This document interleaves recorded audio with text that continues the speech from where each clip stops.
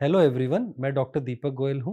I am working as an additional director paediatric gastroenterology and hepatology with Fortis group of hospitals Delhi NCR. मैं mainly Fortis hospital Gurgaon और Fortis hospital Noida में practice करता हूँ। आज हम इस वीडियो में एक बहुत ही इम्पॉर्टेंट और बहुत ही सेंसिटिव टॉपिक डिस्कस करने जा रहे हैं कि अगर आपके घर में किसी पेशेंट को किसी को भी लिवर सिरोसिस है, यानी कि एडवांस लिवर डिजीज़ है, तो आपको किन किन बातों का ख्याल रखना चाहिए। ये वीडियो मैं एक्सपेक्ट करता हूँ कि आपके लिए बहुत इन्फॉर्मेटिव रहेगा और आपको बहुत हेल्प करेगा। लिवर सिरोसिस क्या होता है और उससे रिलेटेड इम्पॉर्टेंट पॉइंट्स, जैसे कि उसकी पैथोजेनेसिस, उसके कॉजेज़ और उसके होने वाले सिम्पटम्स को हमने एक प्रीवियस वीडियो में पहले डिस्कस किया हुआ है। तो चलिए हम आज का वीडियो की शुरुआत करते हैं। अब सबसे पहले मोस्ट इम्पॉर्टेंट पॉइंट है, अगर आपके घर में किसी को लिवर सिरोसिस है या लिवर डिजीज़ है, तो सबसे जो मोस्ट इम्पॉर्टेंट पॉइंट है कि आप एक अच्छे हेपेटोलॉजिस्ट के कांटेक्ट में रहिए। अगर वो पीडियाट्रिक पेशेंट है तो आप पीडियाट्रिक हेपेटोलॉजिस्ट के कांटेक्ट में रहिए, और अगर सिरोटिक पेशेंट एक एडल्ट है तो आप एक अच्छे एडल्ट हेपेटोलॉजिस्ट के कांटेक्ट में रहिए।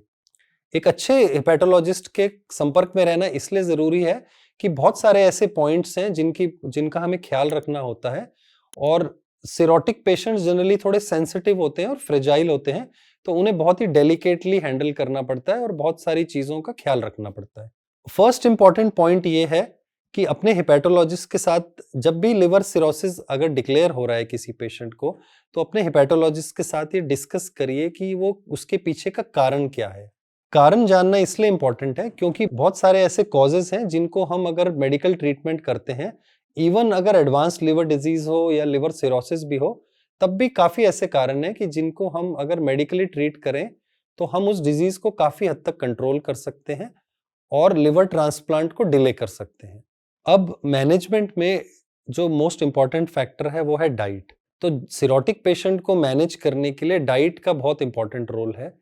हमने जैसे अपने और वीडियोस में भी डिस्कस किया हुआ है कि लिवर एक बहुत इंपॉर्टेंट ऑर्गन है और वो डाइटरी मेटाबॉलिज्म में बहुत इंपॉर्टेंट रोल प्ले करता है।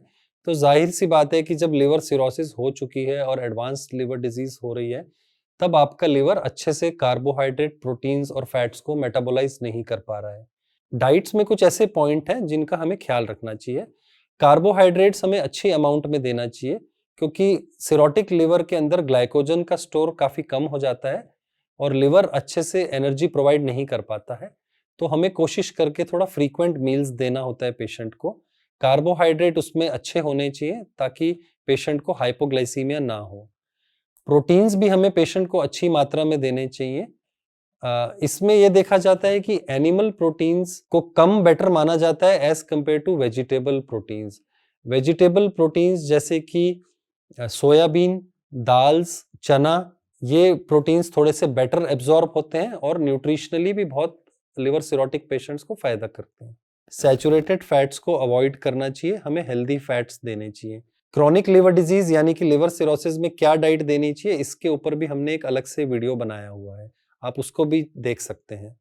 ज़्यादातर जो सिरोटिक पेशेंट्स हैं उनमें वाटर रिटेंशन के लिए टेंडेंसी होती है, और हमने जैसा कि दूसरे वीडियो में डिस्कस किया है कि उन्हें एसाइटिस या पीडल एडिमा यानी कि बॉडी में स्वेलिंग होने का बहुत रिस्क रहता है। तो डाइट में सोडियम को हमें लो रखना होता है, लो सोडियम डाइट देना चाहिए पेशेंट को। लो सोडियम डाइट देने से वाटर रिटेंशन थोड़ा कम होता है और एडिमा मैनेजमेंट में और एसाइटिस मैनेजमेंट में हेल्प मिलती है। कोशिश करके जो नेचुरल फूड्स में जितना सॉल्ट है बस वही अलाउड है, ऊपर से आपको सॉल्ट स्प्रिंकल नहीं करना, न सैलेड्स में, और कोशिश करके वेजिटेबल्स या जो खाना बन रहा है उसमें सॉल्ट बिल्कुल मिनिमम या ना के बराबर यूज करें। एडोलेसेंट्स और एडल्ट को अगर लिवर डिजीज है तो ये ध्यान रखिए कि आप अल्कोहल से दूर रहिए, क्योंकि हम सब जानते हैं कि अल्कोहल एक तरह का टॉक्सिन है और लिवर को अल्कोहल मेटाबोलाइज करना पड़ता है, और अगर आप अल्कोहल कंज्यूम करते हैं तो उसका ब्रंट लिवर को झेलना पड़ता है।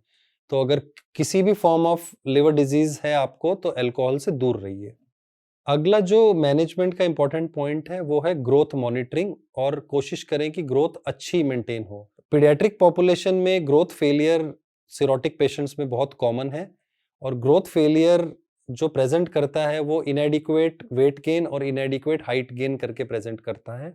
तो एज अ पीडियाट्रिक हेपेटोलॉजिस्ट जब भी हमारे पास क्रॉनिक लिवर डिजीज के पेशेंट या सिरोटिक पेशेंट्स आते हैं तो हम हमेशा उनकी ग्रोथ के ऊपर बहुत एम्फेसिस देते हैं और बहुत हर विजिट पे हम इस पे फोकस करते हैं कि उनकी ग्रोथ अच्छे से हो रही है नहीं हो रही। जैसा हमने डाइट में भी डिस्कस किया है, हर विजिट में हमें ये बहुत अच्छे से बैठ के और पूरा टाइम दे के ये पेशेंट्स के साथ डिस्कस करना चाहिए कि वो क्या डाइट ले रहे हैं, वो बैलेंस डाइट ले रहे हैं नहीं ले रहे, उनकी डाइट में वाइटामिन, मिनरल्स और अदर पॉइंट्स हैं जैसा कि हमने डिस्कस किया है या मिसिंग तो नहीं हो रहे, और उनकी ग्रोथ कैसी चल रही है। हर विजिट पे हमें उनकी हाइट और वेट अच्छे से मेजर करना चाहिए और ग्रोथ चार्ट्स के थ्रू ये देखना चाहिए कि वो क्या अच्छे से ग्रोथ हो रही है या उनकी ग्रोथ फॉल्टरिंग तो नहीं हो रही। एडल्ट्स में जनरली हाइट का इतना इशू नहीं होता क्योंकि वो एक हाइट ऑलरेडी अचीव कर चुके होते हैं। तो एडल्ट्स में वेट का बहुत इंपॉर्टेंट पैरामीटर है। पेशेंट का वेट अच्छे से बढ़ रहा है या नहीं बढ़ रहा, या स्टैटिक है, या कहीं वेट उनका गिर तो नहीं रहा, इन पॉइंट्स के द्वारा आप पेशेंट की मॉनिटरिंग प्रॉपर करिए। कई बार ज्यादा पीडल एडिमा होने की वजह से या ज्यादा पेट में एसाइटिस की वजह से ऑल ऑफ अ सडन बहुत ज्यादा वेट गेन भी हो जाता है। तो कभी भी किसी पेशेंट का सडन वेट गेन हो रहा है तो आप उसको अच्छा मत समझिए और ये देखिए कि कहीं उसको वाटर रिटेंशन तो नहीं हो रहा। स्लो वेट गेन या steady weight gain is good. अगर सडन वेट गेन हो रहा है या वेट लॉस हो रहा है, that is not good. Next important step जो मैनेजमेंट में है वो है कि वैक्सीनेशन स्टेटस। कोई भी आप ऐसा एनकाउंटर कर रहे हैं जिसको क्रॉनिक लिवर डिजीज या सिरोसिस है, तो उस पेशेंट का वैक्सीनेशन स्टेटस चेक करना बहुत इंपॉर्टेंट है। बहुत बार हम और चीज़ों के ऊपर तो फोकस कर रहे होते हैं और ये हमारे माइंड से चला जाता है। तो हमेशा आप ये देखिए कि क्या, अगर स्पेसिफिकली अगर वो पीडियाट्रिक पेशेंट है तो हमेशा क्लोजली देखिए कि कोई वैक्सीन्स तो नहीं है जो कि मिस हुए हैं, और अगर कोई भी वैक्सीन्स मिस हुए हैं तो आप उनको वैक्सीनेशन शेड्यूल को पूरा करिए। वैक्सीनेशन स्टेटस चेक करना इसलिए भी इम्पोर्टेंट है क्योंकि अगर आपको फ्यूचर में लिवर ट्रांसप्लांट करना पड़ा तो ट्रांसप्लांट के बाद इम्यूनोसप्रेसिव मेडिसिन चलती हैं और आप लाइव वैक्सीन नहीं दे पाएंगे। तो अगर आपका कोई भी वैक्सीन या स्पेसिफिकली लाइव वैक्सीन मिसिंग है तो आप उस अपने वैक्सीनेशन शेड्यूल को कंप्लीट कर लीजिए। अब एक और नेक्स्ट इंपॉर्टेंट स्टेप है मेडिकेशन। जैसा कि हमने बोला कि लिवर सिरोटिक पेशेंट्स बहुत ही सेंसिटिव और डेलिकेट होते हैं, तो हमें उनकी मेडिकेशंस का खास ख्याल रखना चाहिए। जो भी अगर कोई उनकी इटियोलॉजी या कारण से या कॉज रिलेटेड मेडिसिन जो चल रही है जो कि जिसने की बीमारी को रोका हुआ है या कंट्रोल किया हुआ है, तो आप उस मेडिकेशन को कंटिन्यू रखिए। कोशिश करिए कि वो मेडिसिन मिस ना हो और उसको पूरा कंप्लायंस उसका रखिए। जैसा कि हमने डिस्कस किया था कि वाटर रिटेंशन या पीडल एडिमा भी काफी तंग करता है इन पेशेंट्स में, तो उससे रिलेटेड भी अगर आपको डायूरेटिक या कुछ मेडिसिन चल रही है उसका भी ख्याल रखिए।